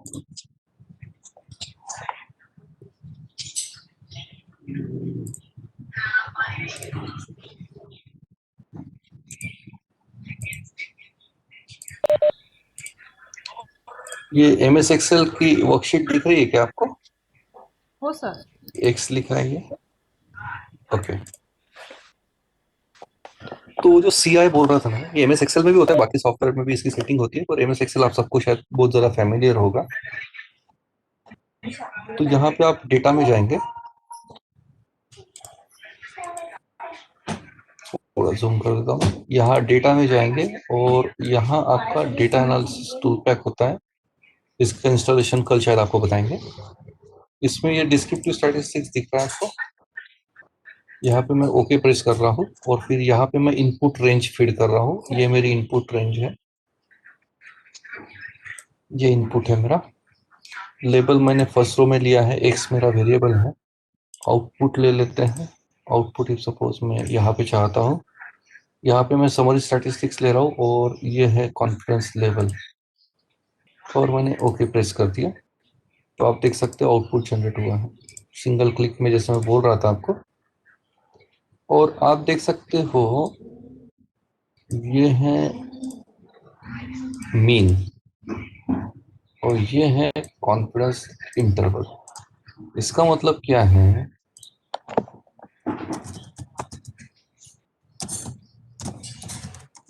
इसका मतलब ये है कि इस पर्टिकुलर सैंपल का मीन 53.43 है।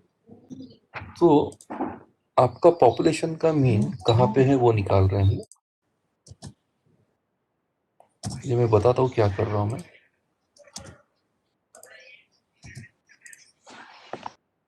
देखिए आपके सैंपल का मीन इतना है, आपका सैंपल साइज सिर्फ 17 का है।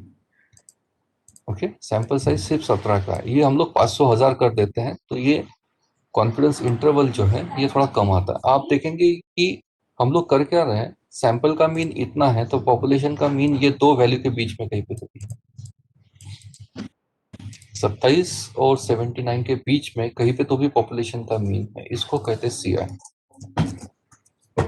और जैसे मैं बोल रहा था 1 2 3 4 5 6 7 8 9 10 11 12 और 13, ये 13 मेजर्स है आपके। ये 13 मेजर्स को हम लोग कहते हैं समरी स्टैटिस्टिक्स, और ये जो है ये है आपका confidence interval. So it is so easy ना, ये सब इस तरीके से कोई प्यार से समझाने वाला चाहिए बस, बाकी ये स्टैटिस्टिक्स बहुत इजी है। और ये सॉफ्टवेयर जो है आप देखेंगे यहाँ पे, इसमें सभी तो टेस्ट है जो आपको लगती है, ANOVA 1 way 2 way, ANOVA with replication, without replication, correlation, covariance, descriptive stat, F test है। बाद में हिस्टोग्राम आप बना सकते हो, moving averages, random number generation जो सैम्पलिंग में यूज होता है, रैंक परसेंटाइल, रिग्रेशन, सैम्पलिंग, ये टी टेस्ट 3 प्रकार की, और जेड टेस्ट सभी तो है इसमें जो आपको जनरली लगता है। बस ये थोड़ा सा सिस्टमेटिकली समझने की जरूरत लगती है। मैं मेरे पीपीटी में वापस आ रहा हूँ।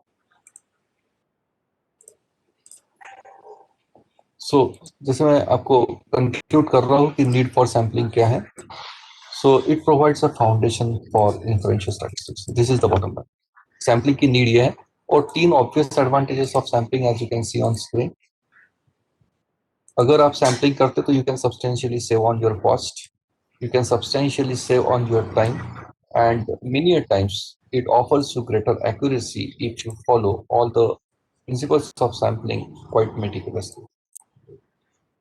तीसरे सेक्शन में मूव हो रहे हैं, 2 प्रिंसिपल्स है। प्रिंसिपल्स यानी क्या, थंब रूल आप समझ लीजिए कि सैम्पलिंग में अगर आप चाहते हो कि आपको कोई टेक्निकलिटीज बहुत ज्यादा मालूम नहीं है, तो फिर आप सैम्पलिंग के रूल्स अगर फॉलो करते हो तो आपका सैम्पलिंग का प्रोसीजर सही है ऐसा माना जाएगा।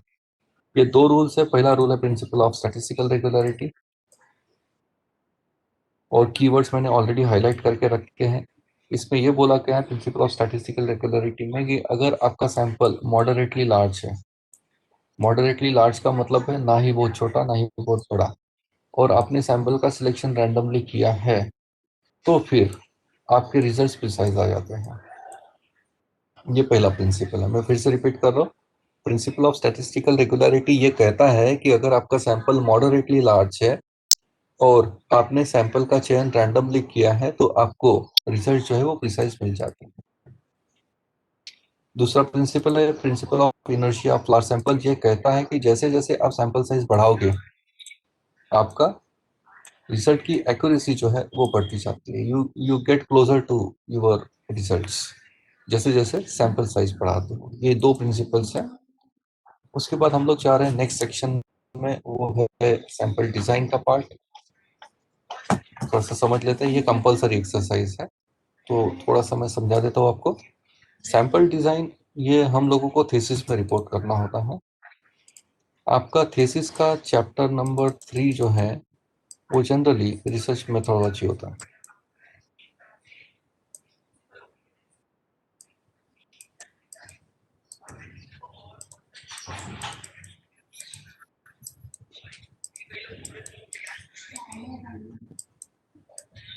ओके, और आप अगर आर्टिकल लिख रहे हो तो आर्टिकल में भी एक सेक्शन रिसर्च मेथोडोलॉजी का जरूर होता है। ये आपको लिखना ही होता है। It is more sort of mandatory exercise कि आपने ये रिसर्च स्टडी कैसे कंडक्ट की है, क्या प्रोसीजर्स आपने फॉलो की है, उसी को तो हम लोग रिसर्च मेथोडोलॉजी कहते हैं। तो आपके थीसिस में तो फुल फ्लेजेड एक चैप्टर होता है, और मेरा जो एक कॉमन ऑब्जर्वेशन है वो आपके साथ शेयर कर रहा हूँ कि अभी भी बहुत सारे रिसर्च स्कॉलर्स को इसमें क्या लिखना है इसकी जानकारी नहीं है।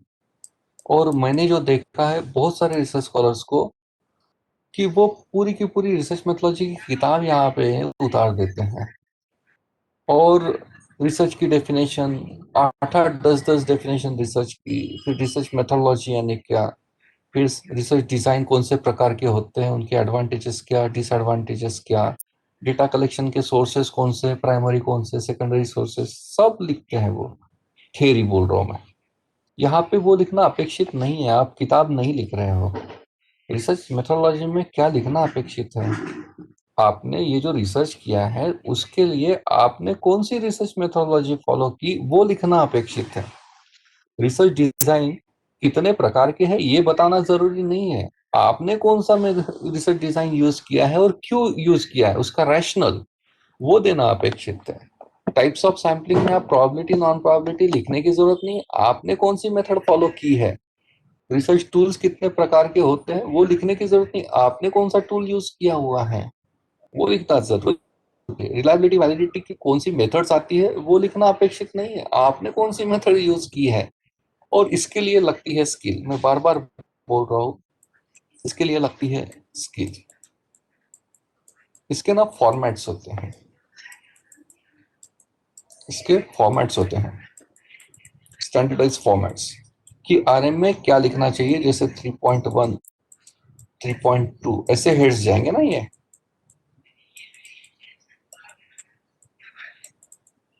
किस प्रकार से आपके हेड्स फ्लो होते हैं। तो यहाँ पे क्या लिखना है, यहाँ पे क्या लिखना है, यहाँ पे क्या लिखना है, यहाँ पे क्या लिखना है, इसका एक स्टैंडर्डाइज फॉर्मेट ऑलरेडी बन के तैयार है। और उसी में लगभग 3.4 में हम लोग सैम्पलिंग डिजाइन की बात करते हैं, सैंपल डिजाइन की। और सैंपल डिजाइन में हम लोगों को 6 चीजें रिपोर्ट करनी होती है। ये क्या है मैं अभी समझा रहा हूँ आपको, पर इंपॉर्टेंटली ये फॉर्मेट्स जो है, ये फॉर्मेट्स बने बनाए तैयार है। इसको ना एक्चुअली रिसर्च करते वक्त साइंटिफिक राइटिंग नाम से एक डिसिप्लिन है, उसमें ये चीजें एड्रेस की जाती। साइंटिफिक राइटिंग, साइंटिफिक राइटिंग एक ऐसा डिसिप्लिन है जो आपको कन्वेंशन देता है कि आप रिसर्च डॉक्यूमेंट कैसे बनाएंगे और क्या फॉर्मेट होगा, कौन से सेक्शंस आप रिसर्च डॉक्यूमेंट में इनकॉर्पोरेट करोगे। रिसर्च डॉक्यूमेंट 4 प्रकार के होते हैं, जैसे मैंने कल भी बताया था आपको। आपका रिसर्च सिनॉप्सिस, बाद में थीसिस, फिर आपका रिसर्च आर्टिकल्स और आपका जिसको समरी कहते हैं। ये चारों जो डॉक्यूमेंट्स हैं इनके कुछ प्रिस्क्राइब फॉर्मेट्स हैं। रिसर्च सिनॉप्सिस को लेके मैंने हाल ही में हिचक में, हाँ सर,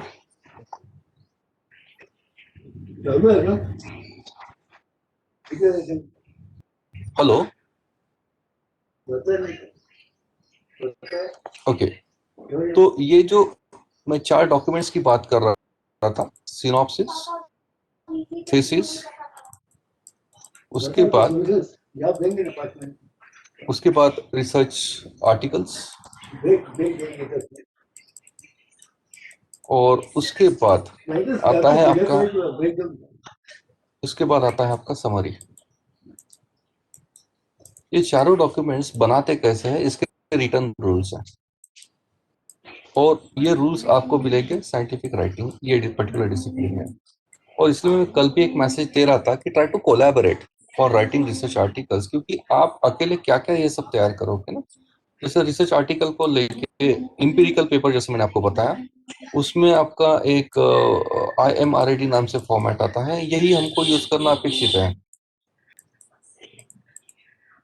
और जो आपके SLR की मैं कल बात कर रहा था, सिस्टमैटिक लिटरेचर रिव्यू, इसमें प्रिज्मा नाम से एक फॉर्मेट आता है, कोशरान का एक फॉर्मेट आता है। ये अगर आपको मालूम नहीं तो आपका पेपर कैसे पब्लिश होगा ना, आप लिखेंगे कैसे, पब्लिश कैसे करोगे। तो इसीलिए आपको किताबें पढ़ने से बेटर ट्रेनिंग प्रोग्राम की ज्यादा जरूरत लगती है, क्योंकि ट्रेनिंग प्रोग्राम में ये सब चीजें बहुत ज्यादा कॉम्प्रिहेंसिवली डील होती हैं। पार्ट अपार्ट, साइंटिफिक राइटिंग एक ऐसा डिसिप्लिन है जो आपको हैंडबुक्स या फिर मैनुअल्स प्रोवाइड करता है। ये हैंडबुक्स और मैनुअल्स अवेलेबल है, जिसमें ये रिटर्न रूल्स लिखे होते हैं कि आप डॉक्यूमेंट सजाएंगे कैसे। और उसी सेंस में अभी जो मैं बात कर रहा हूँ कि हम लोगों को रिसर्च थीसिस में रिसर्च मेथोडोलॉजी लिखना है, और उसमें एक हेड जो है 3.4 का, उसमें हमको सैंपल डिजाइन लिखना होता है। और ये सैंपल डिजाइन के अंदर हम लोग 6 चीजों का रिपोर्टिंग करते हैं। ये 6 चीजें कौन सी है वो मैं आपको समझा रहा हूँ। ये है सबसे पहला आप बात करेंगे एरिया ऑफ सर्वे कि आपने कौन सा ज्योग्राफिक एरिया में ये सर्वे किया हुआ है।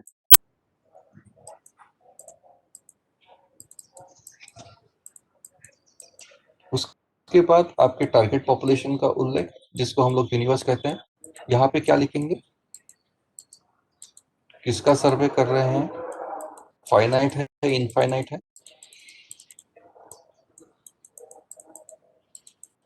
ओके, अगर फाइनाइट है तो पॉपुलेशन साइज क्या है वगैरह। उसके बाद सैम्पलिंग फ्रेम, अगर फाइनाइट है तो ही ये हेड आएगा, अदरवाइज नहीं आएगा। तो सैम्पलिंग फ्रेम में क्या लिखेंगे, सैम्पलिंग फ्रेम पब्लिश फॉर्म में अवेलेबल है क्या या नहीं है। अगर है तो पब्लिशर कौन है, उसका ईयर ऑफ पब्लिकेशन कौन है, उसमें आप एडिशन की बात कर सकते हो या फिर कहाँ से पब्लिश हुआ है। ये सब बिब्लियोमेट्रिक डिटेल्स जिसको हम लोग कहते हैं वो आप यहाँ पे डाल सकते हो। उसके बाद सैंपल यूनिट, यहाँ पे आप प्रिसाइजली बात करते हो हु की, यहाँ पे स्पेसिफिक सेंस में बताना होता है और यहाँ पे आप ब्रॉड सेंस में बताते हो। यहाँ पे सैंपल साइज आपने कितने लोगों का सर्वे किया हुआ है,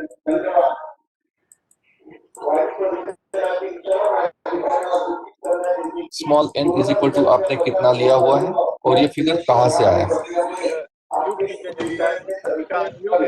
अनिकेत सर प्लीज आप बंद कर दीजिए ना साउंड। अनिकेत सर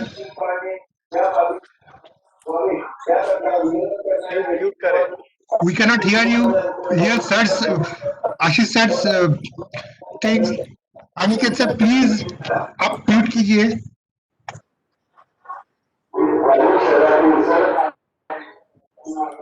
ओके, उसके बाद हम लोग बात करते हैं प्रोसीजर ऑफ सैंपलिंग, जिसमें हम लोग बात करते हैं कि आपने सैंपल का सिलेक्शन कैसे किया है डिफाइंड टारगेट पॉपुलेशन में से। तो ये जो पार्ट है ये मैं कवर कर चुका हूँ, ये भी मैं बात कर चुका हूँ, इसके बारे में मैं बात कर चुका हूँ। अभी आज का जो मेरा सेशन बचा हुआ है उसमें ये 3 मुद्दों पे अभी हम लोग बात करेंगे। तो जिसमें हम लोग शुरुआत कर रहे हैं सैंपल यूनिट को लेके कि आपने स्पेसिफिक सेंस में किसका सर्वे किया है। तो ये समझाने की कोशिश कर रहा हूँ with the help of an example.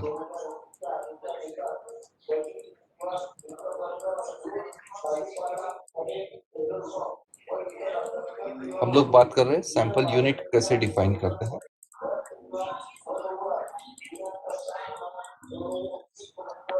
If suppose मैं एक सर्वे कंडक्ट कर रहा हूँ और मैं कुछ सवालों के जवाब यहाँ पे देने की कोशिश कर रहा हूँ कि मैं किसका सर्वे कर रहा हूँ। तो मैं सीबीएसई के स्कूल टीचर्स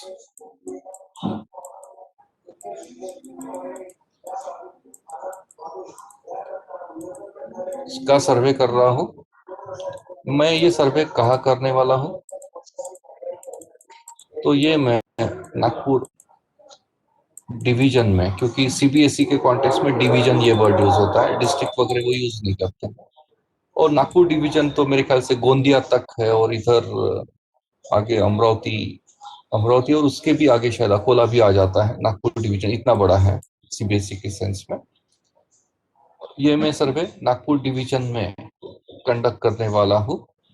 ओके, और मेरा सैंपल साइज कितना रहेगा, इफ सपोज ये मैं 1000 का ले रहा हूँ हाइपोथेटिकली। अभी मैं बात कर रहा हूँ कि इस पर्टिकुलर केस में मेरा सैंपल यूनिट कौन रहेगा। अभी इस पर्टिकुलर सेंस में सबसे पहले मुझे चेक करना होगा मेरा geographic pocket Nagpur division. Nagpur division में कितने डिस्ट्रिक्ट प्लेसेस आते हैं, मुझे ये इंफॉर्मेशन निकालनी होगी। नागपुर डिवीजन में कितने और कौन से डिस्ट्रिक्ट्स आते हैं उसकी लिस्ट बनानी होगी। सो हर एक district will be considered as my sample unit. दूसरा, ये डिस्ट्रिक्ट वाइज मैं चेक करूंगा कि नंबर ऑफ स्कूल्स कितने हैं। सपोज नागपुर डिस्ट्रिक्ट की बात हो रही है तो इसमें सीबीएसई की कितनी स्कूल्स है और कौन सी है उसकी मैं लिस्ट बना रहा हूँ। ओके, जहां तक मेरा नॉलेज है नागपुर डिवीजन में टोटल 110 स्कूल्स है। रिसेंटली ये मैंने कहीं पढ़ा था, तो ये अपडेटेड फिगर है, और जहां तक मुझे याद आ रहा है ये 110 का फिगर है। 110 स्कूल्स। ये जो स्कूल्स है यहाँ पे, ये आपकी सैम्पलिंग यूनिट है। अभी ये स्कूल में जाके हम किसका सर्वे करने वाले हैं? तो स्कूल टीचर्स का। स्कूल टीचर्स का। ये जो स्कूल टीचर्स है, they will be considered as my sample unit. अभी सैंपल यूनिट में 3 चीजें आती हैं।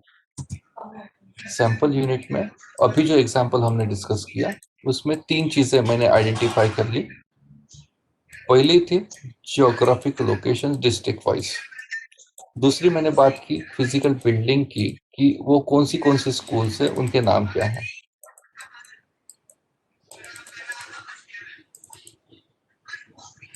और ये स्कूल के अंदर मैं किसका सर्वे करने वाला हूं? स्कूल टीचर्स का।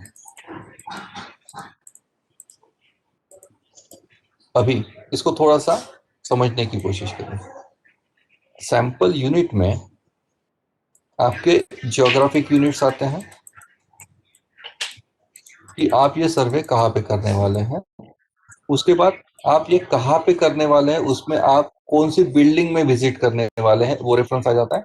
और वो बिल्डिंग के अंदर आप सर्वे फॉर्म किसको देने वाले हैं, वो उल्लेख आ रहा है। Getting me?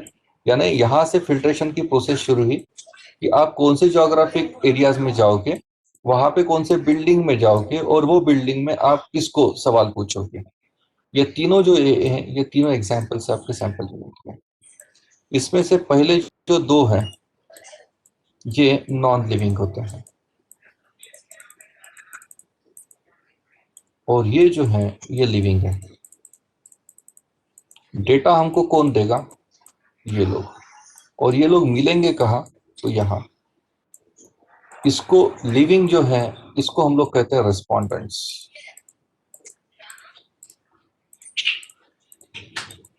और ये जो है, they are our sample units. Means respondent is even your sample unit. इसको एलिमेंट भी कहा है, sample element.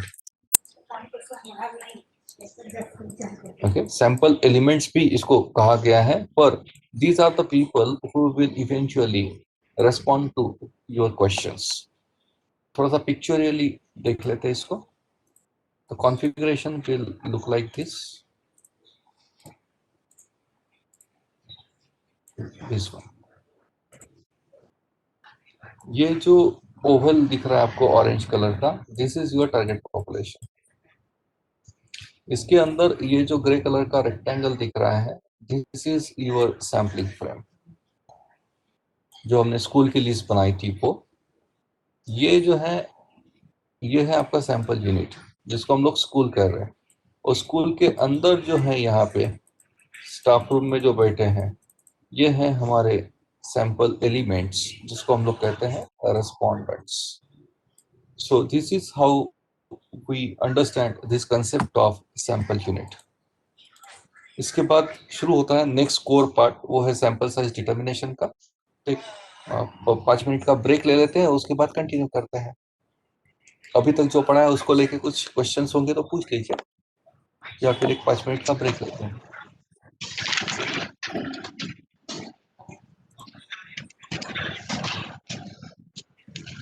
Sir, I have a basic question, yes sir.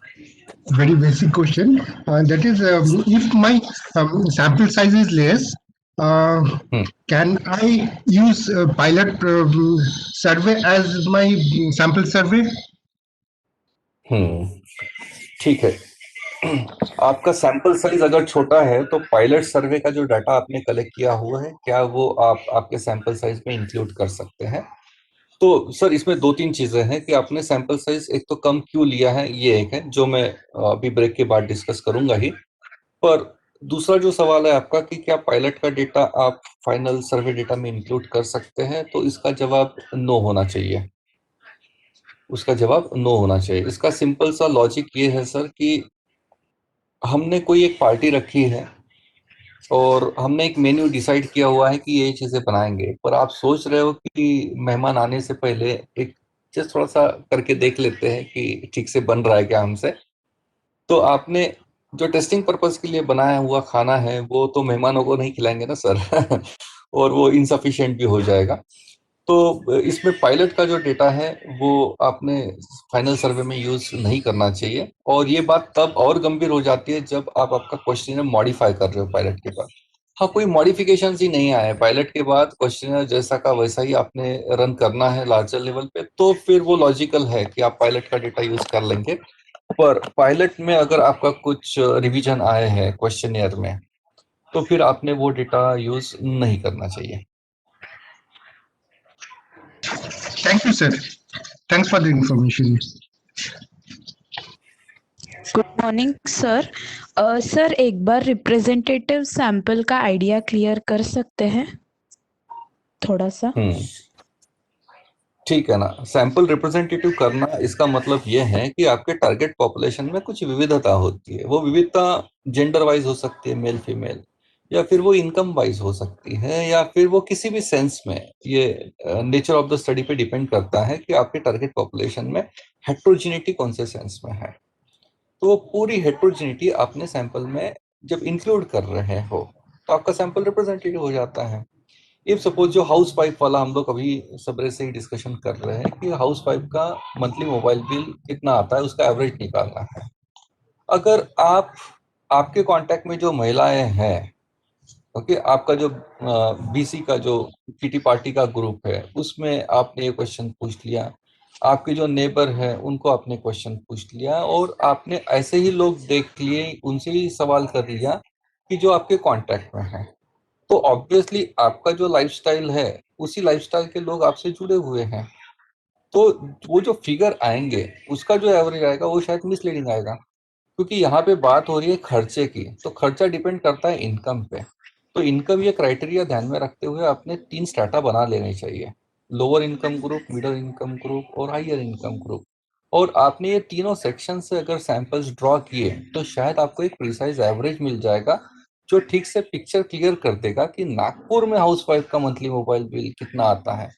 आप जो कर रहे हैं, सपोज कि मेरे घर के पास ही सर्वे कर लेंगे, तो आपका सैंपल रिप्रेजेंटेटिव नहीं हो रहा है। आप नागपुर सिटी की बात कर रहे हो और आप बजाज नगर में रह रहे हो, बजाज नगर में ही सर्वे कंडक्ट करोगे तो वो जो एवरेज आएगा वो बजाज नगर की महिलाओं का आएगा, नागपुर का नहीं।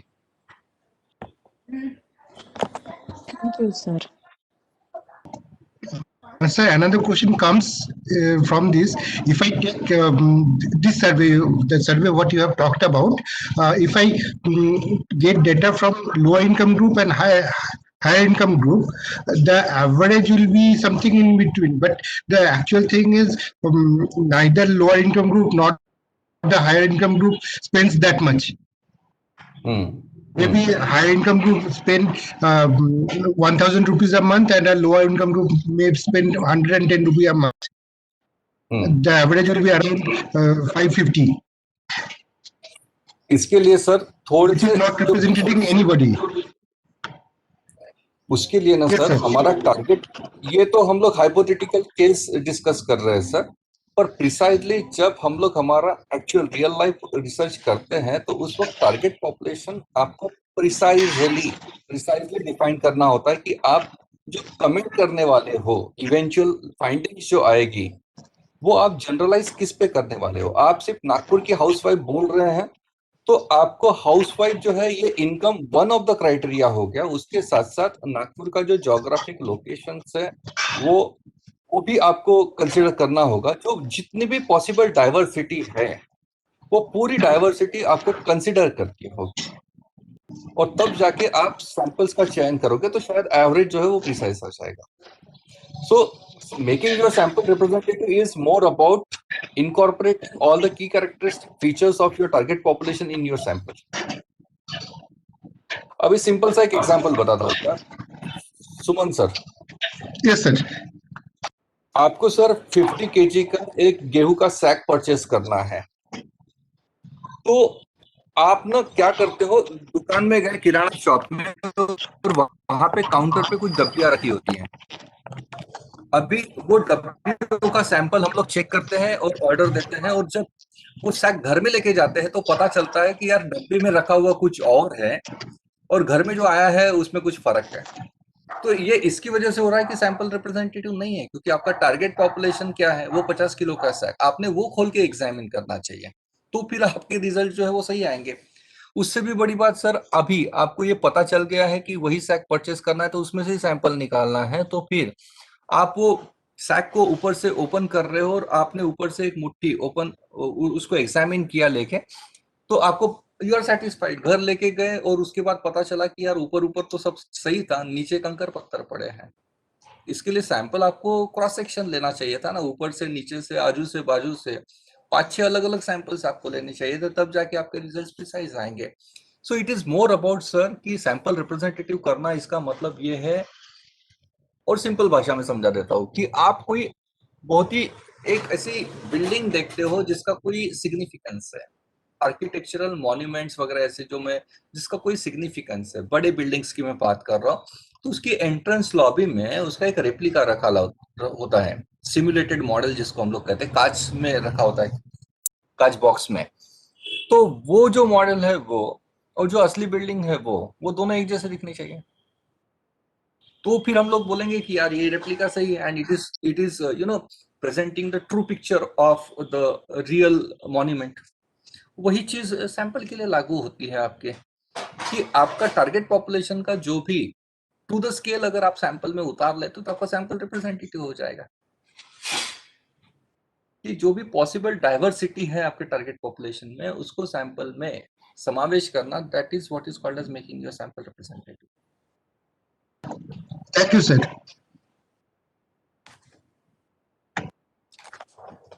एक ब्रेक ले लेते हैं, फिर कंटिन्यू करते हैं। हो सर, 5 मिनिटाचा ब्रेक घेऊन घ्या. Okay ma'am.